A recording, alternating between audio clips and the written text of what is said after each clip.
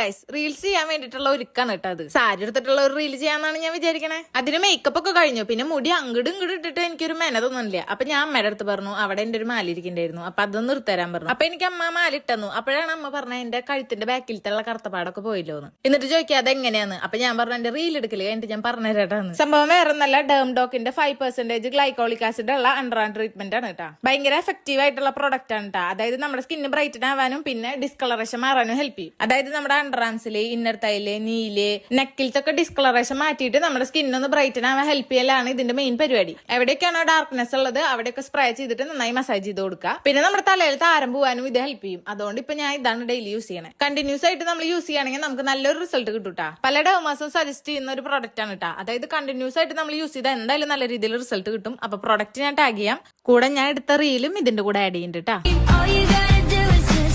Me at the